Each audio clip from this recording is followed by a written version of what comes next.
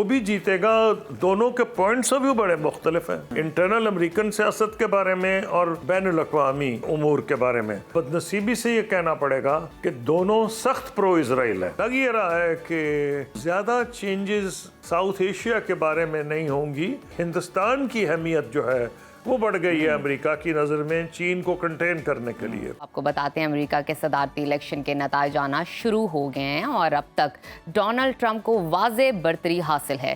صدارتی الیکشن میں کس امیدوار کے جیتنے کے امکانات زیادہ ہیں؟ انتخابی نتائج کے خطے پر خاص طور پر پاکستان پر کیا اثرات مرتب ہوں گے؟ اسی تمام تر صورتحال پر بات کر لیتے ہیں۔ سابق وزیر خارجہ خورشید محمود قصوری صاحب نے ہمیں جوائن کیا ہے۔ سر ویلکم ٹو سنو پاکستان۔ یہ بتائیے گا امریکہ میں صدر کے الیکشن کے لیے پولنگ کا جو وقت ہے وہ تو ختم ہوا اور اس کے بعد ہم دیکھ رہے ہیں کہ گنتی مکمل ہوئی ہے، کچھ سٹیٹس میں ابھی بھی جاری ہے، نتائج آ رہے ہیں۔ ڈونلڈ ٹرمپ جو ہے وہ اس وقت لیڈ کرتے ہمیں دکھائی دے رہے ہیں، کوئی تقریباً 219 سیٹوں پر۔ آپ کو کیا لگتا ہے کہ امریکہ کا نیا صدر کون بن رہا ہے، کون جیتے گا؟ آپ کا تجزیہ کیا ہے؟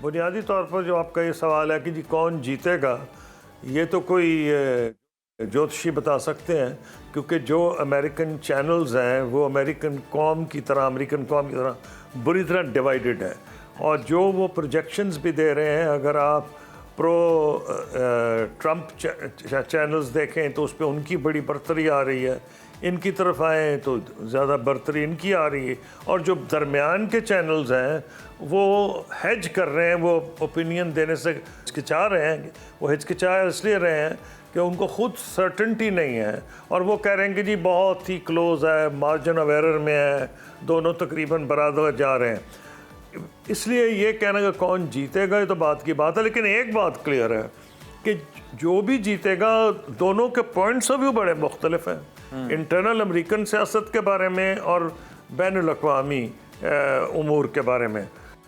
جی اس حوالے سے بھی آگاہ کیجیے گا، فلسطین جنگ کے امریکہ کے صدارتی الیکشن کے نتائج پر کتنا اثر پڑ سکتا ہے؟ جہاں تک تعلق ہے پریزیڈنٹ ٹرمپ اور کملا ہیرس، آپ نے ایک سوال پوچھا ہے اس کے بارے میں، فلسطین کے بارے میں، تو بدنصیبی سے یہ کہنا پڑے گا کہ دونوں سخت پرو اسرائیل ہیں۔ جو پارٹیز ہیں امریکہ میں، چاہے وہ ریپبلکن پارٹی ہو ڈیموکریٹک پارٹی ہو، ان کی لیڈرشپ جو ہے وہ بالکل گھبراتی ہے۔ جو وہاں پرو اسرائیلی لابی ہے امریکہ میں جو بہت مضبوط ہے، ان کے ووٹوں کا بھی ان پہ اثر پڑ جاتا ہے، اور فائنینس پہ اور میڈیا پہ بھی اثر پڑتا ہے۔ اس لیے ٹھیک ہے کہ جو نئی جنریشن امریکہ میں ہے وہ اس طرح نہیں ہے، اور وہ بلکہ پروٹیسٹ بھی انہوں نے بڑا کیا ہے یونیورسٹی کیمپسز میں بھی، ویسے بھی، اور یورپ میں تو خیر بڑے کھل کے ڈیمونسٹریشنز ہوئے، لیکن امریکہ میں بھی ہوئے ہیں ڈیمونسٹریشنز فلسطینیوں کے حق میں یا جینوسائیڈ جو اسرائیل کر رہا ہے اس کے خلاف۔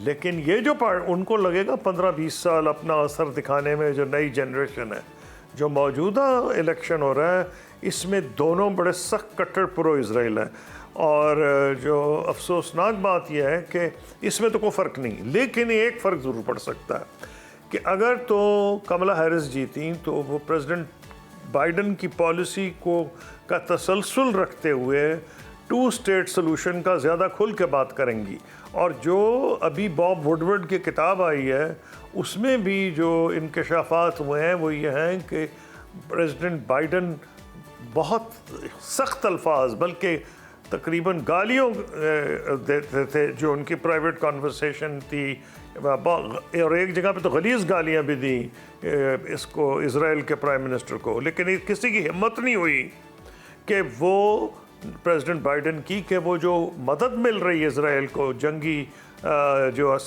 ان کو اسلحہ مل رہا ہے، اس میں کمی نہیں کی، لیکن نفرت اور غصے کا اظہار ہے کہ ان کی بات وہ نہیں سنتا ٹرمپ، یہ جو ہے نیتن یاہو۔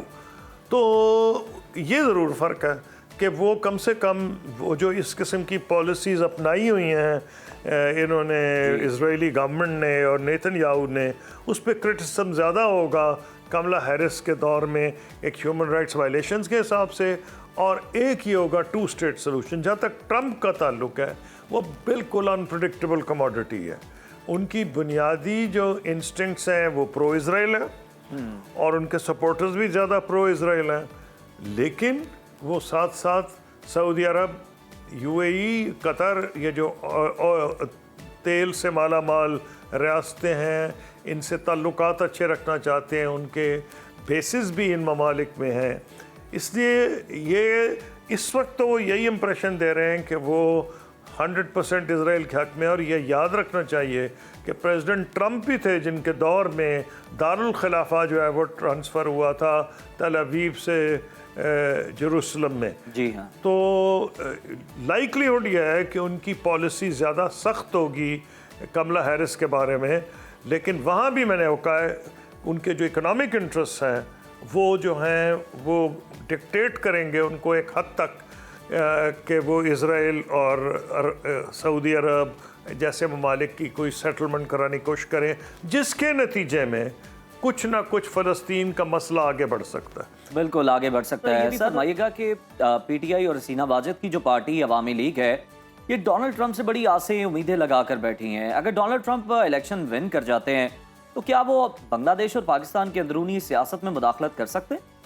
तो मैं जवाब ये दूंगा, वो ख्वाहिशात पे तो कोई किसी की पाबंदी नहीं है लेकिन लग ये रहा है कि ज़्यादा चेंजेस जो हैं साउथ एशिया के बारे में नहीं होंगी, क्योंकि अगर कोई चेंज है साउथ एशिया में पिछले 15-20 साल में, वो ये है कि हिंदुस्तान की अहमियत जो है वो बढ़ गई है अमेरिका की नज़र में चीन को कंटेन करने के लिए।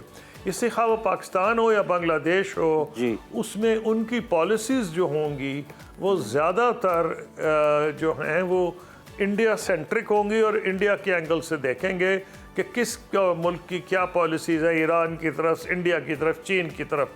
तो इसलिए ठीक है, वो ख्वाहिश करने में कोई पाबंदी नहीं, लेकिन मैं नहीं समझता कोई बुनियादी तब्दीली जनूबी एशिया में आएगी। जैसे मैंने आपको पाकिस्तान की तरफ कहा, वो जनूबी एशिया बेलमोम भी। बिल्कुल सर, आपने दुरुस्त फरमाया, ये ख्वाहिशात ही हो सकती हैं। बहुत शुक्रिया कसूरी साहब आपके वक्त का, और जिस तरह से हमने अपने नाजरीन से ये कमिट किया था कि आपको जो अमेरिकन इलेक्शंस में जो नताइज आ रहे हैं उससे मुतालिक हम अपडेट रखेंगे सबसे पहले।